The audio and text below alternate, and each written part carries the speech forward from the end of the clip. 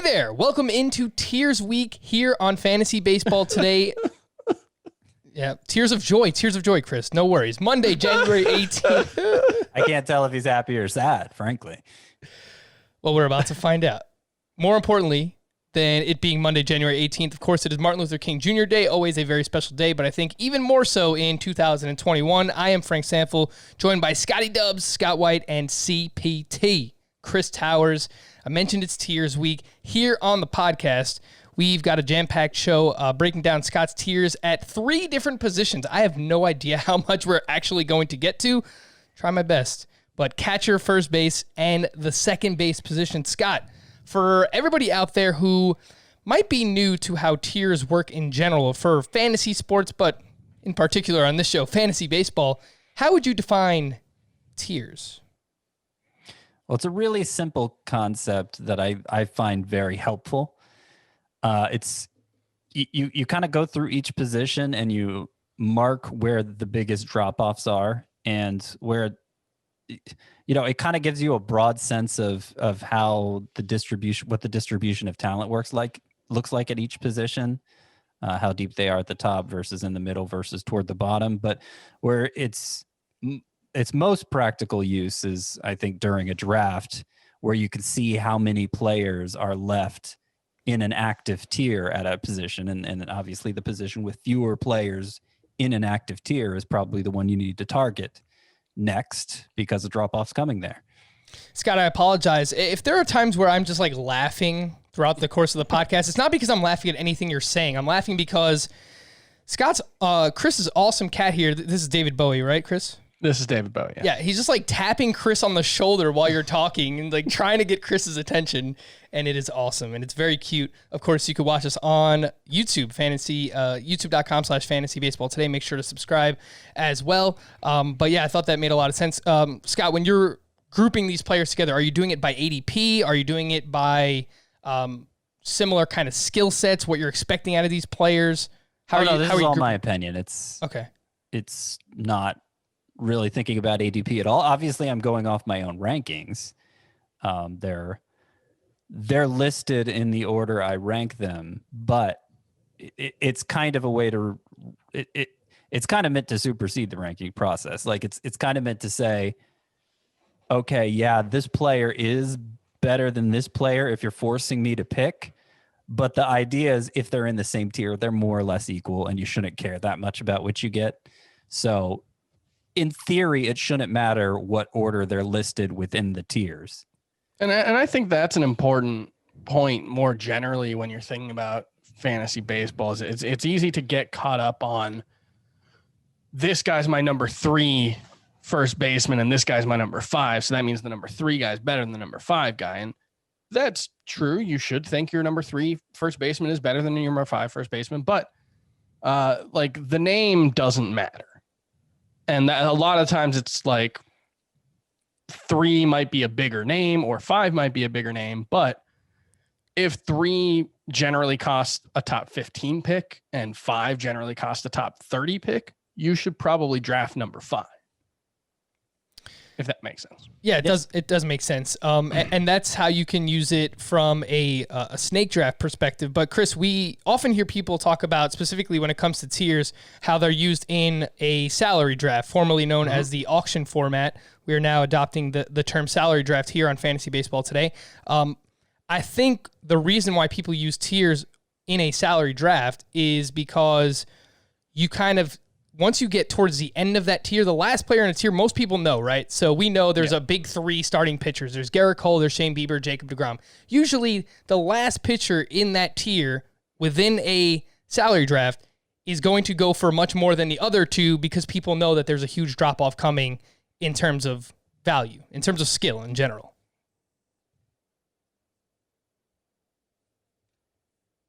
Was that for Chris or was that for me? And Chris, that's always a tough thing. I had my microphone muted. That's always a tough thing because when you're looking at, when you're looking at an auction, the one thing you don't know is when the last player from that tier is going to go. And so something you'll see a lot, I feel like last year we'd see a lot where with third base, where you kind of had, I think it was 5 guys at the top who were all like first rounders or top 15 picks. And sometimes you wouldn't see like Nolan Arenado get nominated until the 40th player.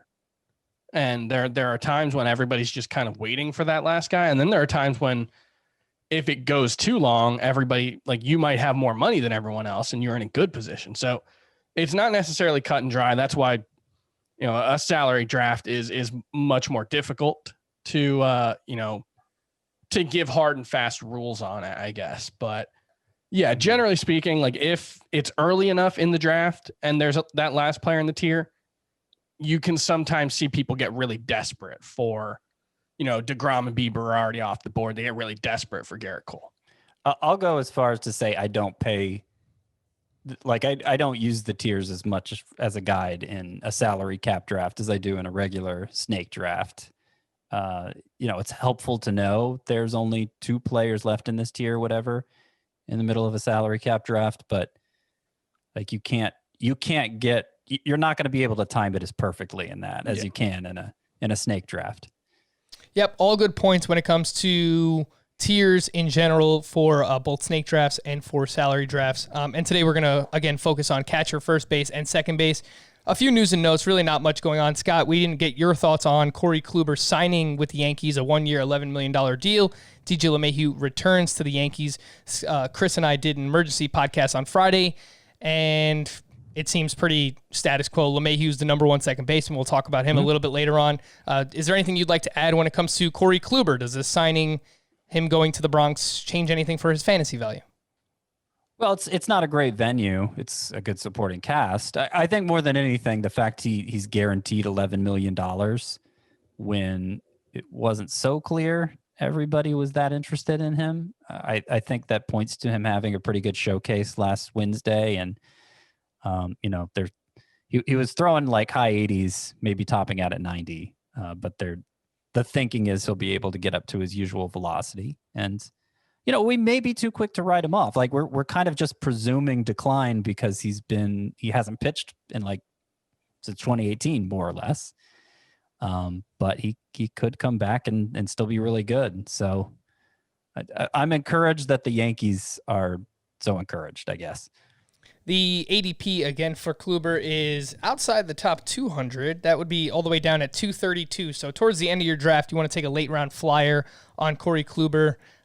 Feel free to do so. He can be had at a very good discount, more so than ever before. The Red Sox have re-signed starter Martine Perez to a 1-year, $4.5 million deal, which includes a $6 million team option for 2022. He had a 4.50 ERA, 1.34 WHIP, only 46 strikeouts and 62 innings pitched this past season. So I don't really think there's much to add on Martine Perez outside of AL only leagues. You might want to look at him just because anybody with a pulse you look at in the AL or NL only league. The Angels. This one is not really for Kurt Suzuki, who signs a 1-year deal with the Angels, but I think this kind of hurts Max Stassi, Scott, who's someone I know that you like, and I kind of liked because I thought he was going to be the starter, but now it seems like they're going to at least split time between Kurt Suzuki and Max Stassi. Yeah, you would think. In fact, I'm not so sure. I mean, we're going on a very small sample for Stassi, where like 100 at bats, basically, where he was good. And okay, maybe he could be that good. Wouldn't surprise me if Suzuki got even the majority of the at bats there. So they're both probably in the 15-20 range in my catcher rankings going forward. Not much else going on. There's some rumors about Brad Hand, Kirby Yates getting closer. The Mets apparently were in on Brad Hand. The Blue Jays, Astros have been in on Brad Hand. So we'll see where those guys sign, hopefully soon. There have been rumors about Luis Castillo being dealt to the New York Yankees, but apparently that came from Hector Gomez on Twitter, but not really all that credible, it seems like. Jeff Passan called him out, so... that was wild. Yeah, Jeff Passan tweet. Luis Castillo, this is from Passan, his tweet. Luis Castillo has not been traded to the Yankees. Stop believing people who consistently get things wrong. So that's where we're at. We'll see what happens with Luis Castillo. Positional tiers. What's up, Chris? That's rough. It is rough, but probably warranted because nobody else in the industry has reported anything being close between the Yankees and Luis Castillo. Good. For these positional tiers, of course, we're not going to go super deep on every player here. We're going to save that for our position preview podcast, which will come sometime in the middle of February. This is more so about just the groupings of players and just strategy discussion in general. Catcher. this position stinks. It's like tight end in fantasy football, except worse. How can you possibly be worse than tight end? Well, you're probably going to have 3 tight ends in fantasy football go within the first 2 rounds. That's not going to happen with catchers in fantasy baseball. And even worse is you need 2 of these. You have to start 2 catchers in most roto leagues. The elite, JT Realmuto. Not really much to add here, Scott. Of course, these are Scott's tiers, and you can find them on cbssports.com/fantasy. Click on baseball, and you can find all the articles there. They should be up on Monday by the time you're listening to this. JT Realmuto has finished as the number 1 catcher in Roto each of the past 3 seasons. He's finished first or second in head-to-head points leagues during that span. The ADP is 41.3, Scott. He is the number 1 catcher. There's really no doubt about it. Would you actually take him at his ADP in the 4th round? Probably not. It would actually be easier to do in a head-to-head league with the smaller lineups, just because you need more impact from every position. And by the way, these tiers aren't made up just for roto leagues. Like I mark where a person would be lower if it was a roto league or if it was a points league. I actually put them in their highest tier regardless of format, and then mark if you need to drop them a tier depending on your format. So Realmuto would be in a tier of his own regardless of format. The only thing I would say about this is I have him in the elite tier at catcher because the top catcher is going to go later than the elite at virtually every other position. The tier actually called the elite. I have half a mind to just skip the top tier at catcher altogether, so as to make it clear you can wait to get this guy relative to elite players at other positions. But this is how it is for now. That's kind of the thing with like an elite catcher is probably more like I don't know. You usually break it down: elite, sub-elite, very good, etc. Stuff like that.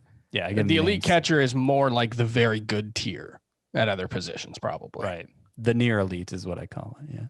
Yeah. We know how good Realmuto is going to be, but it's not like his production is going to be near what the elite would be at another position. That's basically what Chris just summed up. The near elite at this position: Wilson Contreras and Salvador Perez. Just 2 names here. Salvador Perez missed all of 2019 with Tommy John, and it seemed to really reinvigorate himself in 2020. Career year, 333 batting average, 11 home runs, 32 RBI. He did all of that in just 37 games for Salvi. He had a 986 OPS. His OPS was never higher than 792 in another full season. Wilson Contreras this past season, he was fine, 243, 7 homers, 37 runs in 57 games. Change up the bat at ball data a little bit, but I know that I prefer Salvador Perez. Scott prefers Wilson Contreras. But Chris, based on what you said earlier, that just because a player is ranked higher doesn't mean that you're necessarily going to draft that player. I think that's how I feel about this, because if you can get Wilson Contreras 25 picks later, which 35 picks later on, according to ADP on Fantasy Pros, I would much rather do that. Like I love Salvador Perez, but if you're telling me you'll get Contreras for 35 picks later, I'd much rather do that. And they're in the same tier. And I've got for my salary cap values, I've got Realmuto at 21.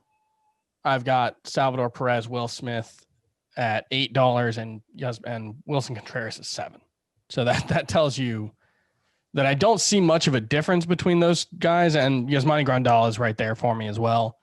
So I'll just take whichever one goes latest, really. Well, yeah, I mean, what I would say about this tier with just Wilson Contreras and Salvador Perez is that it's really tempting to just combine it with the next tier, which it seems like Chris did include Will Smith and Yasmani Grandal alongside Wilson Contreras and Salvador Perez. So the next tier, the 3rd tier down, which I call the next best things, it includes Grandal, Will Smith, also Gary Sanchez and Travis d'Arnaud. It's tempting to make that just one big tier with Salvador Perez and Wilson Contreras, but I know that's not how I've been drafting so far. Like, it's weird because even though ADP shows Salvador Perez going after Wilson Contreras, like every draft I've done, Salvador Perez has fallen and fallen and fallen. And like, I clearly value him more than somebody certainly like Gary Sanchez, who I include in that tier with Will Smith and Yasmani Grandal. And I'll also say that Will Smith, if the playing time was for sure there for him, like statistically, the percentages, like he could be the number 2 catcher in fantasy, but I just don't trust the Dodgers' usage of him. Because I mean they didn't treat him like a regular catcher last year, except until in the playoffs when, of course, there was a lot more at stake. Yeah. So, but it's worth remembering with this team that I want to say going into 2019 was that the year that 2018 was the year they used Austin Barnes a lot in the playoffs. He played, I think, more than half the starts. Yeah, I remember. I don't remember exactly. There was one year where Austin Barnes played more in the playoffs than Yasmani Grandal, and there was some thought that, maybe Yasmani Grandal, and I think Yasmani Grandal probably ended up starting 130 games. Yeah. So I think that was going into Grandal's final season with the Dodgers. Yeah, I think that tells us something. I think Will Smith playing all that much in the play, and look, based on what he's done in the majors so far, if you think he was going to do that, he would be the number 1 catcher. I think, he's got like a 900 OPS in the majors. It's just because he got called up midway through 2019 and because he, 2020 was 60-game season. I think he's only played like 76 games in his career or something like that. That would be 91 career games at a 937 OPS. Yeah. So pretty damn impressive for Will Smith, who is just 25 years old. He'll be 26 by the time the season starts, but really made some just massive improvements from 2019 to 2020. It was just a completely different player. Cut his strikeout rate by 10%, walk rate raised it by 5%, 27% line drive rate. The guy it was a metamorphosis for Will Smith. So I have him as my 4th catcher in my rankings, but I agree with the tiers though, Scott. I do think that Wilson Contreras and Salvador Perez, based on their track record and what we just saw Salvador Perez do this past season, I do think that they're still kind of in a tier of their own. But if we're just ranking within the tier, I do think Will Smith should be at the top of this next tier. Gary Sanchez is included, and super interesting because his ADP is way behind all the names in this tier, and he's actually behind some of the names that are even in the next tier. So it seems like the people who have been burned by Gary Sanchez, they've all kind of united, and they've agreed, we're just not drafting Gary Sanchez. I have never rostered him in my life. His ADP is 177.7 on Fantasy Pros. Last year, it was 53.1. Scott, this is a classic. This is just a floor versus ceiling. Like, I think his floor is, he could probably be benched at some point, but his ceiling is he could be the number 1 catcher. He can hit, 260 with 30+ home runs in the middle of a great lineup. So yeah, I mean, this is the cheapest he's ever been. Yeah, ever. There have been years where I put him in the elite tier with Real Muto. I think going into last year, that's where I had him. So I having him 3rd tier now. If he's going well behind those other 3, that just means I'm going to end up with a lot of Gary Sanchez, and I'm fine with it because the downside, if you miss a catcher, okay, you're going to the waiver wire, but there's usually pretty good options there, at least in a 1-catcher league, because nobody ever rosters a 2nd catcher in a 1-catcher league. Yeah, and just to kind of, paint the picture of that, like if you miss a catcher, I have Gary Sanchez as a $6 player. I only have 10 catchers right now who have any auction value because I did my top 600 and gave auction values to each of the top 276, and I will have to move 14 catchers into my top 276 because that's how our rankings work. I'm sorry, but yeah, that there are not many. Gary Sanchez is one of the few catchers, I would say maybe 5 or 6, who can produce like a player who would be worth starting at another position. Yeah, I think that's fair too. So, look, if you've been burned by him before, I mean, just the price. This is one of those where you kind of just have to forget what's happened in the past. And if anything happens, yes, you can add a catcher. Usually, there's a few that pop up on the waiver wire. Austin Nola, who we're about to talk about, was a waiver wire add last year. Mitch Garver the year before that. So usually catchers do emerge on the waiver wire. This next tier, the fallback options, includes the aforementioned Austin Nola, James McCann, who is now with the New York Mets. He'll be their starting catcher. Christian Vasquez and Mitch Garver. The tier right after this, Scott, is the last resorts. That is just one player, Sean Murphy. I kind of feel like he should be in this tier with these other names. Why didn't Sean Murphy make the cut? Because I do feel like he has the potential to perform like those other four, but he's not quite there yet. So it's a lower level of comfort for me than Nola, McCann, Vasquez. And Garver's kind of with them just because he was so amazing in 2019. So, I value him about the same level of those others just as a bounce back candidate. Sean Murphy. Yeah, I think these are fitting names for these tiers. The fallback options, like if Christian Vasquez is my starter at catcher, It's fine. It's fine. It's fine. Clearly it's not a position I invested a lot in, but I'll probably be fine there. So I fell back on Christian Vasquez. Last resort, Sean Murphy. Okay, there's still the upside that he could be like a Christian Vasquez, but it's not as assured. It is not assured. Does have some prospect pedigree, but had a really, really big September. Mind you, it was only 16 games that he played in September. 277 batting average for Murphy with an OPS over 1,000, 5 homers, 13 runs scored. And I think it'll be I want to say he had some playing time issues too, kind of like Will Smith, and that's part of the reason I'm not as high on him as I could be. Yeah, the 16 games would either be he was splitting time or he missed time, and he does have a very extensive injury history. Again, this is Sean Murphy of the Oakland A's. He was starting like 2 out of 3 games, sometimes just every other game for the A's. There was a lot of off days for him. Mm-hmm. The plate discipline for him really does stand out. So from a points league or an OBP perspective, during September, he had a 20% walk rate. Chris, if I just group these tiers together, Austin Nola, James McCann, Christian Vasquez, Mitch Garver, Sean Murphy, to me, and this is the whole reason why we're doing this tiers discussion, this is the drop-off. This is the last group of catchers that I would want as my starter in a 1-catcher league. And in a 2-catcher league, this is probably the last group that I would want at least someone to this point to be my first catcher in a 2-catcher league.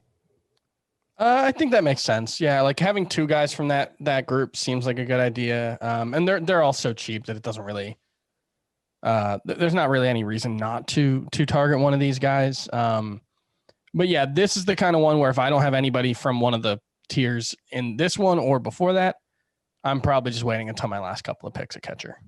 The next tier we have the deep leaguers. This includes Max Stassi, Pedro Severino, Yadier Molina, Buster Posey, Jorge Alfaro, Tom Murphy, Sam Huff, and Alejandro Kirk.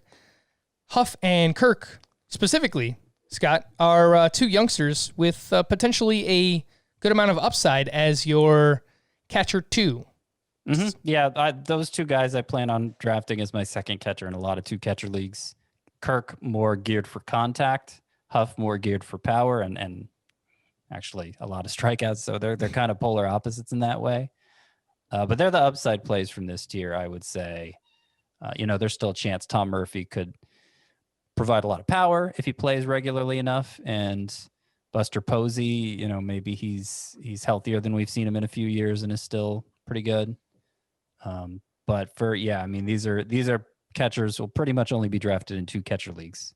And then I don't even think we need to do the tier after this, the leftovers tier. It's so long. Yeah, there's so many names. Probably in just here. Move on to first base. The one name I did want to point out from the leftovers tier, Scott, is Dalton Varshall, who came up last year for the Arizona Diamondbacks, a unique prospect because he could play in the outfield and he can also play as catcher. And as of now, expected to start in the outfield. So I wonder, would you consider moving him up in a roto context, Scott, just because he can contribute some steals, maybe 10 to 12 homers, 10 to 12 steals. And I think he's going to play more regularly than other catchers if he's starting in the outfield. So do you think where did you see that he's expected to start in the outfield? Because I hadn't seen that yet. That's according to Roster Resource. So these are just super early projections. Right. So they're just filling out a lineup with the names that are there, as opposed, they have the presumption is the Diamondbacks will have more players between now and opening day. So I'm assuming Varsho and Kelly are going to split at bats mostly behind the plate, with Varshall maybe occasionally appearing in the outfield. Mm-hmm. If Varshall is an everyday player somewhere else, I mean, that might move him up a couple tiers. Maybe he joins Sean Murphy in the last resorts. I don't know, because usually that's a big boost to a player's value if he's playing. If a catcher eligible player is playing mostly somewhere else. I mean, you just look at what he's done at Double-A, let alone, he didn't do much at the majors last season, although 3 steals and 3 homers in 37 games. That's nice from a catcher. But at Double-A, it was 108 games, 18 homers, 21 steals, 301 average, 899 OPS with good plate discipline. Mm-hmm. It could be a very good profile. I mean, he's a better prospect than Sam Huff and Alejandro Kirk. It's just I don't see as much opportunity for him to play as of now. So he played 10 games at catcher and 19 in the outfield last season. So it seems like they don't mind throwing him in the outfield there. According to Roster Resource, they have him on the strong side of a platoon in center field, starting as a left-handed bat against right-handed pitching. So we'll see. Love a catcher / center fielder. He can move to second base later on in his career. It's such an interesting player, but the minor league profile is pretty good. And I will just point out the ADP for Varshall is 209.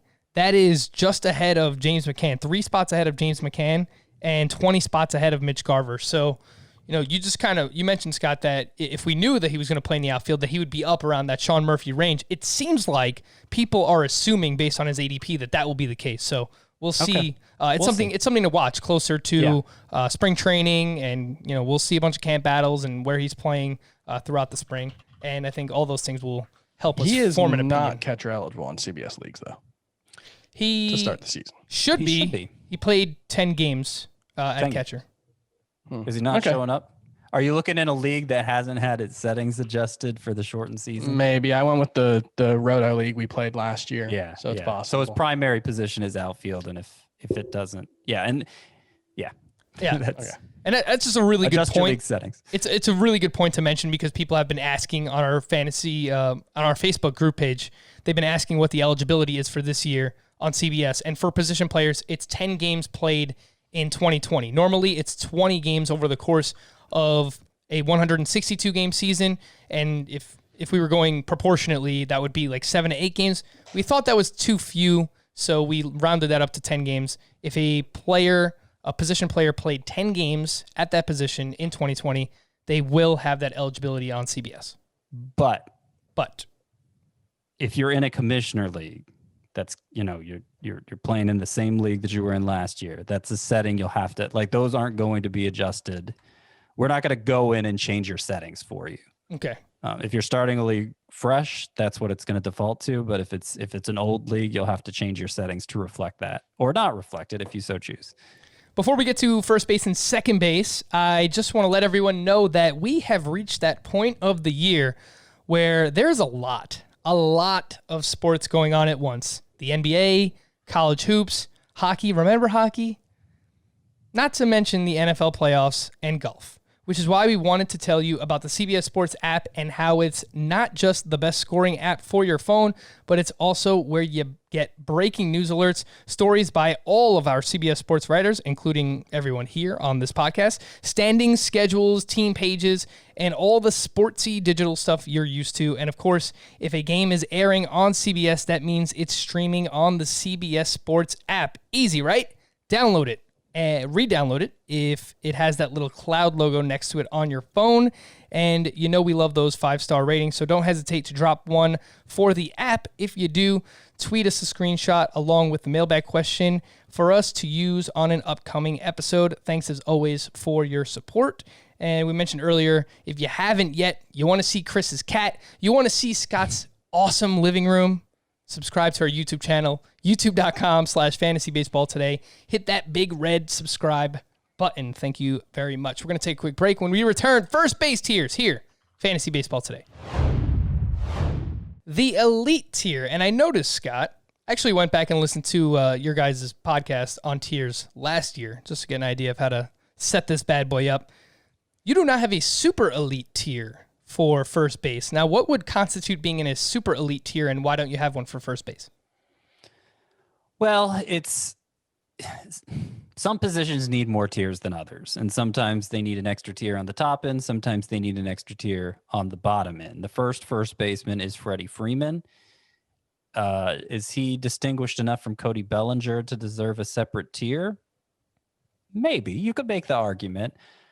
But to be consistent across the positions, I only gave positions a super elite tier if they had somebody who so obviously had to be a first rounder versus the next one down who's so obviously had to be not a first rounder. So it was just kind of a way, the positions with the super elite tier saying, all right, it's still the first round. If there's a super elite tier guy left, regardless of the position, you need to take that guy. And Freddie Freeman is a borderline first rounder, but I think we most often see him go in the second.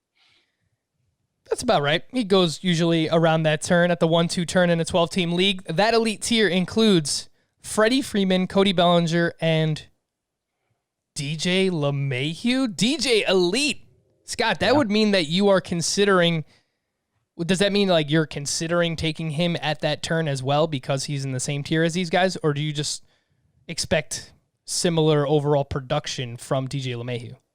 Well, it gets complicated when you got multi-eligibility guys, right? Obviously, LeMahieu's most often going to be drafted at second base, and I think he's the only one I could call elite at second base. He's in a tier all to himself at that position. And again, I'm trying to make the tiers consistent between positions as well as reflecting the breakdown of the position itself. I suppose you could argue, and I'm comfortable saying this, that you know, it's better to bypass Freeman and Bellinger for something else and take LeMahieu as your first baseman, but that's just a weird thing to plan for because you'd much rather have LeMahieu as your second baseman. So I don't think anybody's actually going to say, well, okay, I won't draft Freeman or Bellinger because then I'm blocking LeMahieu from playing first base, you know? Yeah, that makes sense. You definitely want to use him at second base. I think that's probably the biggest takeaway from this. Most likely. I could see in a salary cap draft where you haven't filled first base and he just goes later and maybe he winds up your first baseman, but I think that's a pretty weird scenario for the most part. You know what is interesting that you can do mid-draft if you take LeMahieu, though, is, and I just did this, I'm currently in an NFBC draft going on. I drafted him in the third round of a 15-team, this is a 5x5 roto, and I drafted him as my second baseman, but as the draft went on, it turned out that there was another second baseman that just kept falling. So because of that, I drafted that player, and then I moved DJ LeMahieu over to third base. So that's happened to me too. Yeah. Having that option and that type of versatility mid-draft is really awesome for someone like LeMahieu, who of course has triple eligibility, first, second base, and third base. The debate here is Freddie Freeman versus Cody Bellinger. Freeman, higher floor. I think he is probably safer in general. Cody Bellinger potentially has more upside than someone like Freddie Freeman. He is younger, of course, but shoulder surgery. Bellinger had shoulder surgery. He had a batting stance change last year, which kind of threw him off. He has now struggled against left-handed pitching in 2 of the last 3 years. 681 OPS back in 2018 against lefties, 666 OPS against them here in 2020. Chris, if you have the 12th pick and you want to take a first baseman, are you taking Freddie Freeman or Cody Bellinger if both of them are on the board? I think I'm going with Bellinger, but it's pretty close. I think I have them separated 3 spots overall in my rankings. So I think Bellinger gets just a slight edge, but it's not a significant one. And, I definitely do think there is more risk with Cody Bellinger, given the injuries, given the fact that he struggled so much last season. But last season was obviously a small sample size. He was arguably the best player in fantasy in 2019. So I just think I'm not going to overreact to the 60 game season there. Freeman is consistently going to be, one of the 10 best hitters, 15 best hitters in fantasy every year. He's been that, pretty much every year. I think there might've been the 1 year where he had that wrist injury and wasn't quite himself, but otherwise, you know what you're getting, and what you're getting is a high batting average, tons of runs and RBI and good home runs. I think Bellinger's steal potential, he could match Freeman across the board and also steal 15 bases. I don't know if the batting average has that much of a chance. Bellinger hit 305 in 2019, but he is a 273 career hitter in his career. So, I think the batting average is much safer for Freeman, but you're right about the steals. He's going to... And it's worth noting, he did sustain his plate discipline gains in 2020. Yep. You know, he only struck out 17.3% of the time. So, you know, when you compare, you know, the fact that he only hit 239 last season, that's really bad. But, you know, he was only like a 260, 267 hitter his first 2 seasons.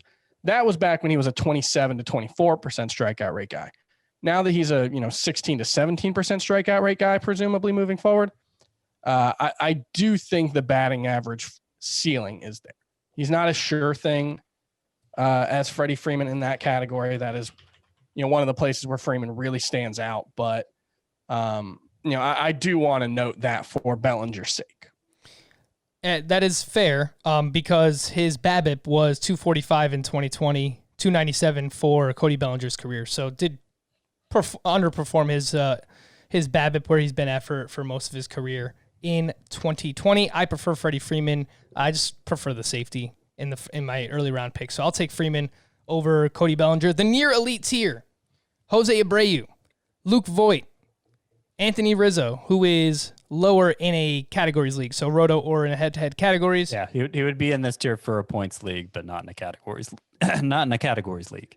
Pete Alonso and Matt Olson. Now, this is an interesting blend of career years versus big underperformers this past season. Jose Abreu, he was awesome this past year.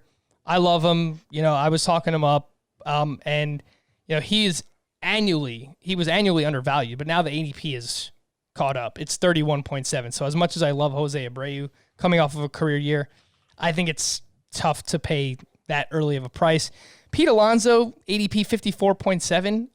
That's higher than I actually thought it would be. I kept making the argument last year, why would you take Pete Alonso when you can get Matt Olson 3 to 4 rounds later, and we're basically in the same spot again. So unless you just really don't like Matt Olson, which brings us to both him and Anthony Rizzo here, who these are the bad BABIP bros. That's what I've labeled them, because Matt Olson 227 BABIP in 2020, 277 for his career. That's 50 points below his career mark. The average exit velocity still in line. Anthony Rizzo, who has an extensive track record, 218 BABIP in 2020, 286 for his career. So what do you think of this tier in general, Scott? Abreu, Voit, Rizzo, Pete Alonso, Matt Olson. I've been kind of just gravitating towards Rizzo and Olson because they're going picks 85 and 91 respectively, which seems like good values. Yeah, I do want to stress again, Rizzo's only in this tier in a points league because his plate discipline is so good. Strikeouts very low year after year, and that matters in that format. I really don't want much of anything to do with him in a categories league just because he just doesn't compare power-wise. It's become increasingly so over the years to some of the others at this position. I think this tier, the fact that I'm tiering Abreu and Voit with Alonso and Olson, shows why I'm not going to have much Abreu and Voit this year, because I'm not sure everybody would do that based on the way their 2020 seasons went. Although in our most recent mock draft, Alonso went before Voit, and the tier was just down to Voit and Olson. So I ended up with Voit, I think, in round 6. So that, that's one way you can use the tiers to keep you on track, and it may not play out exactly the way you think it's going to. Chris, when it comes it to only takes one guy. Chris, when it comes to this tier, I know that you were kind of in a similar camp to me, or maybe I was in a similar camp to you in fading Pete Alonso last year. It seems like his ADP is not the same, but it's kind of higher than I expected it would be. Yeah, I mean, it's probably down. Like he's probably down maybe 2. Maybe a round and a half from where he was last season. I feel like he was a borderline second round pick last season. The concerning thing there is this is basically who he's been since the All-Star break of his rookie season. Now, because, sorry, my cat's biting cables. Don't bite my headphone cables. Because, that's only been like 110 games or something. So you don't want to overreact to that. But this is a realistic, it's realistic that this is the kind of player he could be moving forward. And I'm not so sure there's a big difference between him and Matt Olson. So tiered together. Yeah, that's but the ADP is what, 40 picks apart or so. Yeah, that would be Pete Alonso at 54.7, Matt Olson at 85. So yeah, exactly 40 picks. Yeah, that doesn't make much sense. And in looking at my rankings, I probably need to move Pete Alonso down as a result. And then, I'm looking through my rankings right now, and I probably need to move both Alonso and Voit down. I have, both of them right around their ADP, but I think they're probably both being a little overdrafted. The next best things tier includes Paul Goldschmidt, Dominic Smith, Vladimir Guerrero, Max Muncy, Carlos Santana, who is lower Points league only. In a categories league, Mike Moustakas, and then Rhys Hoskins, who is also points league only for this tier, and he would be lowered in a categories league. Scott, is this the cutoff for the position in general? Who you would want as a starter? Is this the last tier that you would be looking at to fill your starting first baseman? Yeah, if I don't have my first baseman by the end of this tier, it's something went terribly wrong. I mean, the thing is, first base has a lot of depth in these middle to late rounds. That's a very long tier for the next best things. The what's normally the third tier at a position. That's an unusually big tier. But the tiers had been pretty small building up to this. So I'm not going to say all is lost if I don't get a first baseman from among this group. It's pretty easy to do. But the next tier, I mean, the next tier would include, I'll just go through it: Miguel Sano, Eric Hosmer, Josh Bell, who's very interesting, Ryan Mountcastle, Tommy LaStella, and Jake Cronenworth. You're probably going to draft him to play another position. But I feel like you probably need to double up at the position to kind of hedge your bets with maybe a Josh Bell and a Ryan Mountcastle if you miss out on the first three tiers at first base, if you don't get a Paul Goldschmidt or a Vladimir Guerrero. And that tier does shrink if you're not including Carlos Santana and Rhys Hoskins in it, if you're doing a 5x5 league. So I guess that would make it a little harder. So yeah, it's I don't know. I haven't done a draft yet where I haven't gotten a first baseman by the end of this tier, I guess. Scott, I guess you haven't seen the pictures of Vladimir Guerrero recently that have been making their rounds on the internet. This guy is jacked up. The streets are ablaze. He has lost all the baby fat. He still just has a 7. Has he? Maybe not. There's one picture of him from far away that we're it's all based on this one picture that one person posted comparing to another picture from another person. But one of them's outside and close up and shot from below. One of them's inside and far away and shot at eye level. He's wearing a stretchy shirt in one of them and a baggy shirt. And it's just look, as a chubby guy, I am well aware of how much your clothing choices and the fit can create the illusion that you are slightly less chubby than you are. He looks to be in better shape. But the thing I struggle with this whole conversation, he wasn't jacked when we thought he was the best hitting prospect of his generation. Right. And so this idea that he's skinny, so he's going to be good now. We don't have a control here. We don't have a sample size where he was svelte and cut and a sample size where he looked like he did last season. Mm-hmm. And then, now we can compare these. We're just looking for reasons to like Vladimir Guerrero. And I would very much like Vladimir. He is, outside of Giancarlo Stanton, since he joined the majors, basically the elite batted ball guy in baseball in terms of max exit velo, number of batted balls over 115 and 110 miles an hour. He's right there with everyone outside of Giancarlo Stanton. I would say are you done? Yes. I would say the problem with Guerrero is what his launch looks like, not what his lunch looks like. Oh! Yeah, I had time to think that one through. And and to be clear, I think the Blue Jays hitting coach coming into the 2020 season, back in the offseason said that, he was going to try to hit the ball in the air more, but it wasn't because he was going to try to change his swing. It was more about getting his legs into his swing so he can get under the ball. And part of the issue for him in 2019 was that he was getting fatigued late in the season, and that was why he wasn't able to get his legs under him. So it's possible that getting into better shape will lead to these results. But we do this a lot with like the training camp pictures of a guy looking fat or skinny or in shape, or when it usually doesn't mean anything. Best shape of his life, and it's we're only like a month January. away from that season. And I will point out, as we've seen from James Harden pictures that were making their rounds on the internet, that it's very easy to kind of deceive your audience about what your weight is. So just keep that in mind, man. Black is a slimming color. That is one thing to keep in mind. Safe to say, Scott, you probably won't have many shares of Vlad because his current ADP is 61, and he is going ahead of even names that you had in the tier before this. So I don't really see him falling in many drafts.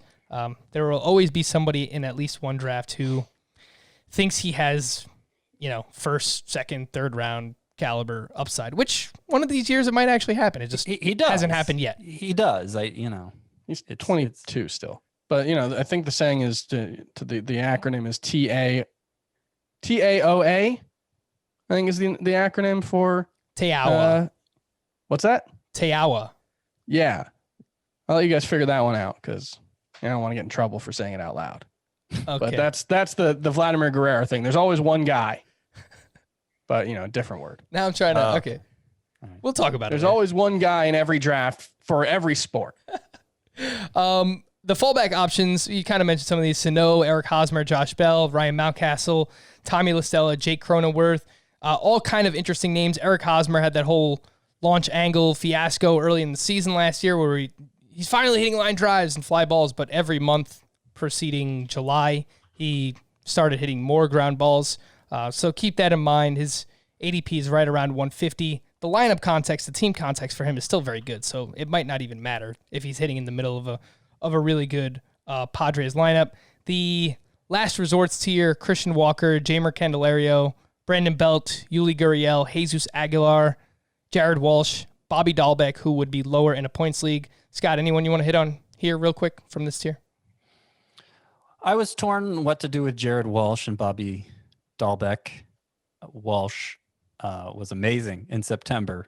Huge power surge, and he hit for a ton of power in the minors. His strikeout rate was strangely low, much lower than it's ever been in the minors or what we saw from him in the majors in 2019. I mean, if he can keep that up, then I think he's easily in this tier, but it's not much to go on. It's just obviously once you're down to this tier, you're at a very late stage of the draft and you don't worry so much about the downside for a player anyway. Yeah, anything from this last resorts tier and beyond is probably someone you want as your corner infielder or utility bat in a roto or deeper lineup kind of league. The last two tiers, deep leaguers and leftovers, there's 18 names included in both of these tiers. And I'm not going to read all of them. You can find them on our site. Again, cbsports.com/fantasy. Click on baseball. But I do love Rowdy Tellez and Nate Lowe. And to a lesser extent, I like Joey Votto, who made a mechanical batting stance change midseason and just hit for a bunch of power over the final month. But there will be time to talk about Joey Votto. Second base. I've seen some people refer to second base as a deep position, or I guess deeper position than we're used to. And I will say that there are a lot of solid options in second base. So I guess if that's the definition you want to use for deep, fine. But it's still not a great position. There's just not a lot of top tier talent, elite level talent up at the top. And, you're not going to see a second baseman drafted in the first 2 rounds. That's including DJ LeMahieu, who we've spoken a bunch about already today. He is in the elite tier for Scott. He is alone. He is head and shoulders above everybody else. And I think that's the case in a head-to-head points league. I think he just averaged 4.0 fantasy points per game. That was tied for 10th among all hitters in points leagues. But in Roto, I think that it's pretty close between DJ LeMahieu and Ozzie Albies. So, Scott, how close were you to having Ozzie Albies? Maybe you weren't close at all to having him in that same tier as DJ LeMahieu. I wasn't that close. Okay. I think Ozzie Albies gets a little overrated in roto leagues. He's good at everything, but he's not great at anything. Probably his greatest category is batting average, and he's nowhere near LeMahieu or even the other guy he is tiered with here, Whit Merrifield. I'd take Whit Merrifield to outperform Ozzie Albies in batting average and steals way. Frankly,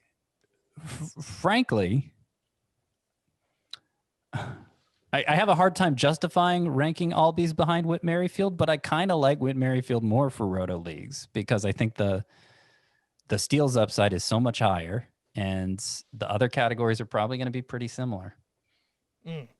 Yeah, I mean, the two harder categories to come by in roto leagues are batting average and steals, and Merrifield is probably going to be better than Ozzie Albies in both of those.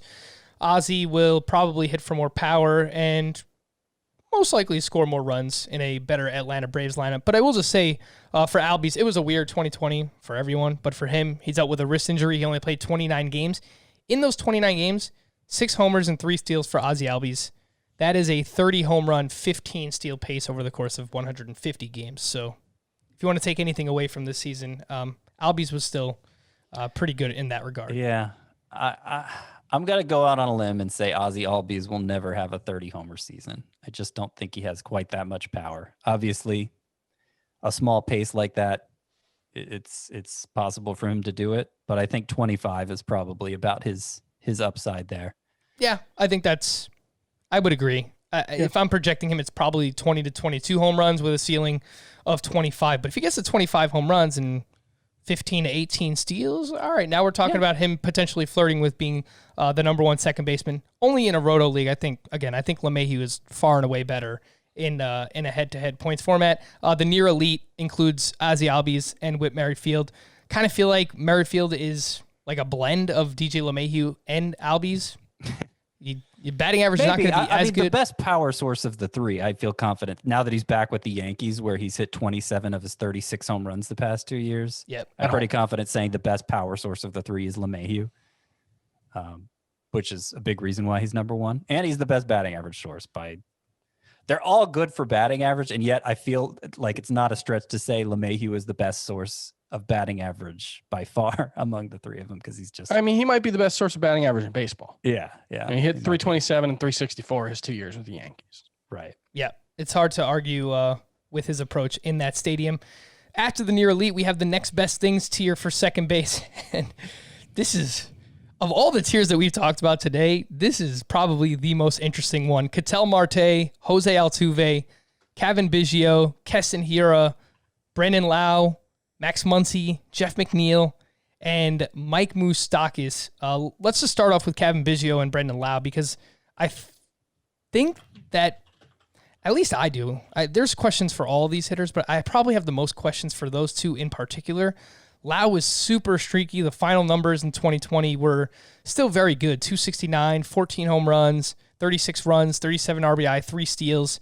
And Biggio, he's probably a 2020 player, but with a low batting average, better in OBP formats. The underlying Biggio is like... He's so weird, Chris. He is scraping absolutely every ounce of value he can out of his limited tool set. Like he is, when you look at the batted ball data, 30.6% hard hit rate, 5% barrel rate, 87.4 mile per hour average exit velocity, 103.6 max exit velocity. You look at all that, and that's like bad, below average pretty much across the board. But he has hit 24 home runs in 159 games, which is, roughly average for a fantasy relevant player, probably a little,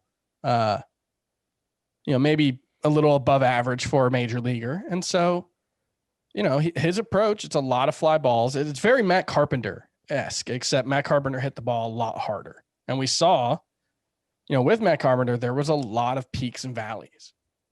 And, I think if Biggio wasn't a stolen base source, I'm not sure he would be particularly fantasy relevant. But, again, 20 stolen bases in 159 games. If he's a 20 steal guy, it doesn't matter. Well, the things for the he's never been caught stealing 5x5 leagues, he's somebody who can give you steals, and for the points leagues, he's like one of the best walkers in baseball. So he's just like, he's perfectly optimized to matter in a way that you you'd be afraid of him if he didn't stand out in those two very important areas for those two formats. Scott, would you actually use a top 70 pick on either of Lau or Biggio?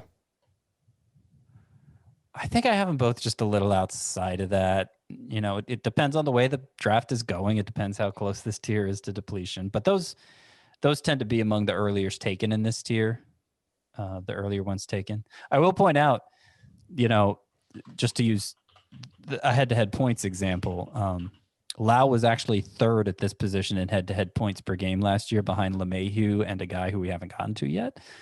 Lau was third. So it was a really good year, even a format where you'd think because of his strikeouts he might have issues. But he was really good. Like you, I think there's a lot to prove. Obviously, Ketel Marte and Jose Altuve and the not-too-distant past have been elite performers here as well. So I think I don't want to drop them too far. Yeah, it's just a really interesting tier of guys who mostly underachieved in 2020. Yeah, mostly underachieved in 2020. But it being a 60-game season, and a lot of them have the track record to suggest the track record, or in the case of like a Castillo, the skill set that you don't want to drop them too far here. New year, same Scott. Text messages going off. Who's texting you, Scott? Because I don't know. My wife's in bed. I know. Yeah, I feel like the night the text messages have not been as big of a thing. We did get one during a meeting on Friday, which was a nice surprise. Yeah, I mean, we're recording this. It's past 11 p.m. on Sunday night, and you know who it was, Frank? It was you. Well, because you must have sent a group text, and sometimes I get those really late. Oh, well, that would answer a lot of questions, because it's you from the future, Frank. Like, one question I have about this tier, and I'd like to get your guys' thoughts on it because I'm looking at my auction or salary cap values. I have a dramatic drop off between the end of this tier, which for me would be Biggio, and the start of the next tier, which for me would be Nick Madrigal. It's like a 50 plus spot in the rankings, $6 jump.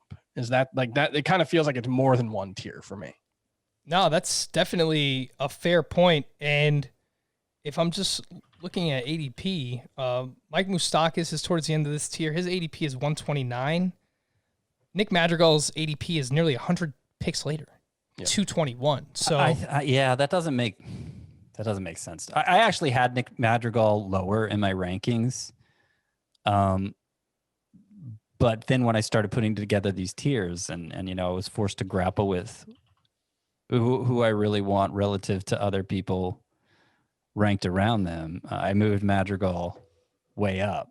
And I think, I don't know if it's uncertainty about what his role is going to be, but I don't see who else is going to start at second base for the White Sox. I think it's the shoulder concern, Scott. He had shoulder surgery, so. Yeah, he did, but like power's not his game. Power is far from his Nick game. Madrigal really might he might struggle to hit for power with this shoulder injury. Is it possible to hit? Like, that's not what you're drafting. Like, he's easy batting average. If anything, easy batting average. If anything, if his ground balls are even slower, that just might lead to more infield hits. It's like, is it possible to hit negative home runs? Because Nick Madrigal might actually do it. No, I think it's a good point that you bring up, though, Chris. The next best things tier that Ketel Marte, Altuve, Biggio, Hiura, Lau, Muncy, McNeil, Moustakas. I really want to get that's the cutoff for me. I really would like one of at least those second basemen to be my starter. And it's actually just Madrigal for me in that tier. In the next tier. You're jumping ahead to the next tier now. Yeah, so let's do that right now, real quick, and we'll end on this. The fallback options at second base: Madrigal, Dylan Moore, Tommy LaStella, Jake Cronenworth, David Fletcher. We really liked what we saw from Cronenworth last year, Scott, but I just kind of worry about the playing time now. They signed Ha-Seong Kim. They're talking about Kim potentially being a super utility player, so maybe that means Cronenworth is still an everyday bat. I think if the DH is in the National League, that certainly frees playing time up for someone like Cronenworth. So I like the skill set he showed in 2020, but just have some question marks there. And then Dylan Moore, who just came out of nowhere. He's hitting home runs. He's stealing a ton of bases. A lot of people seem to like him, but he's just kind of this guy that came out of nowhere, this mid-career breakout who really didn't even have great numbers ever at any point. I was actually looking at his minor league track record, and it was better than I thought it was. But you're right. It was, he wasn't even projected for having a real role with the Mariners last year. And he's elevated a lot by the fact he stole bases, and certainly in 5x5 league, anybody who does that needs to be on your radar just because there's so few who do it in a quantity like he delivered. But he's that guy who I was referring to earlier, second in head-to-head points per game at this position behind DJ LeMahieu was Dylan Moore. So that's wild. Yeah. His plate discipline wasn't good. He was just that terrible, good. But 8.8% walk rate, 27% strikeout rate. He was just that good on a per game basis. He just made things happen. 38 games, he had 8 homers, 12 steals. That's massive. 314 BABIP. It's a very strange profile. And obviously, I'm not ranking him anywhere close to how he was last year, so I'm as much of a skeptic as anybody. But second base really drops off here. Madrigal and Moore are at the front of this tier because they're potential steal sources. LaStella, Cronenworth, David Fletcher I only have in this tier for points leagues. But you're talking about significantly less upside for this group than the previous tier, who showed a lot of them showed the extent of their downside, like Keston Hiura and Jose Altuve, but they still have significantly more upside. I think I'm going to have a lot of time with LaStella this year, even though I think he's kind of towards the end of this tier. Mm-hmm. Just super safe batting average and should have good runs and RBI, hopefully. Yeah. Is he going to play for the Williamsburg Towers this year? Are you just going to sign him to your personal softball league because he doesn't? Yeah, I mean, I guess it depends on him getting a job. But it's the economy's recovering. We're on an upswing. I think he'll find work. The last thing that I will point out on Dylan Moore, I was very wrong. His minor league track record was actually pretty good. He's just super old for a minor league. Yeah, it came out of nowhere. He's 28 feels a years little old. John Birdie-esque. And Birdie last year basically returned to just being like a decent stolen base guy with nothing else. So that's the feeling I get from it. I will point out Dylan Moore in 2018 across AA and AAA, 14 homers, 23 steals, and 885 OPS.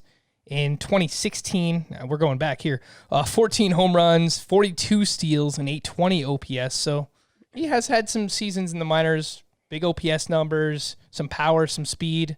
All right, but he was old for high A in 2016, and that was 6 seasons ago. Yeah.